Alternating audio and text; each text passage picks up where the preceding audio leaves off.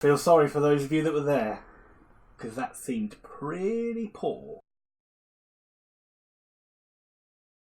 Hello everybody and welcome back to Very Biased Opinions. It's time for another Oxford United review. Today, the U's finally had a home game and they were back in League One action against Shrewsbury Town. And we know Oxford have been on a great run, but sadly it's been nothing but bad news coming out of the camp over the last week or so. We lost to Exeter City in the Leasing.com trophy on a penalty shootout, meaning that we're no longer in all four competitions, and we found out that we probably won't be keeping Chris Cadden after the new year, which is a big loss. It looks like Columbus Crew aren't going to let us continue his loan. He's been excellent for us, so we're either going to have to carry on with Sam Long or get another replacement in. But either way, big loss for United. And an ever-growing list of injured players and suspended players has meant it's a very disjointed Oxford team this afternoon.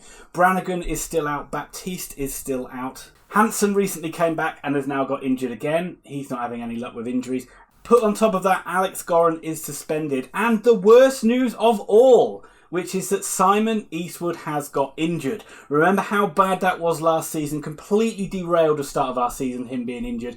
Could be the end of the year, could be the end of January. But that's not good news at all. Oxford had to bring in a replacement keeper. They've brought in Jordan Archer. No. Not that one, Jordan Archer. They brought him in. He used to be the Millwall goalkeeper. He's a free agent. Very good, experienced goalkeeper. He's even had caps for Scotland as well. Make your own mind up whether we should have played him or should have played Jack Stevens, but maybe an experienced goalkeeper over the Christmas period is probably the best way to go.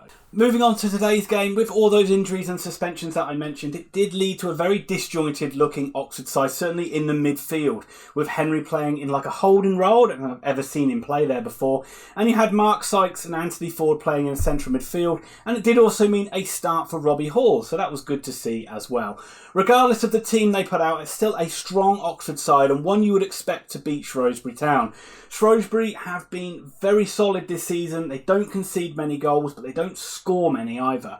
If you look at the number of goals they've conceded as few as Oxford in 19, but Oxford have scored nearly double the amount of goals they had. And you would think with that stat in mind, Oxford should have enough to win this game this afternoon.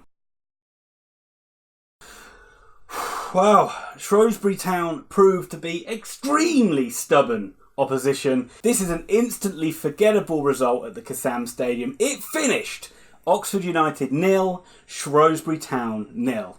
Oxford were off their game all game today. They never really got going. Shrewsbury's game plan was to come and frustrate and stop Oxford playing and just do a smash and grab basically, and they pretty much did that. The only thing they didn't do was get that winning goal. They pressed Oxford high and they stopped Oxford playing, and as I said, Oxford just never got going. Shrewsbury had the better of the first half, had one cleared off the line. Oxford did grow into it a little bit, but just didn't really produce anything of note. No shots on target, no real good saves that the keeper had to make, and a very turgid first half ended 0-0. The only problem was another bloody injury. Anthony Ford has gone off with what's suspected to be broken ribs. Hope he's okay, hope he's back soon, but that's another first team player out. And unfortunately, the second half was pretty much the same. There's not much to really report in this game. Just a very poor game by Oxford United, who never really got into their passing groove. So probably credit to Shrewsbury for making it very difficult for Oxford this afternoon.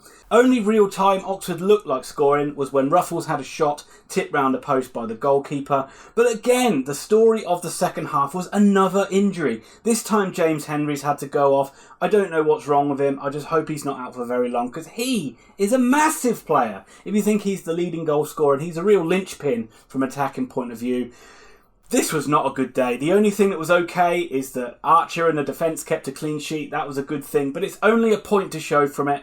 Very turgid, very boring afternoon. I feel for those that went. It must have been a chore. So there's not much else to really talk about this one. It's a very downbeat predictions, but what can you really talk about when it's a 0-0 draw? Oxford moved down to 7th place in the table, just outside the playoffs. It is still 11 games unbeaten, but we will hope for much better things next week against Milton Keynes Dons. Okay folks, that will do it for another review. Hope you enjoyed the video, and if you did, give it a big old like, and please consider subscribing to the channel. We're trying to get 1,000 subscribers by the time Christmas Day rolls around. We only need about 70 more now, so please hit that subscribe button. We'd appreciate it very much. I will be back very soon for another review. And remember, if you're looking for detailed football analysis, you're probably in the wrong place.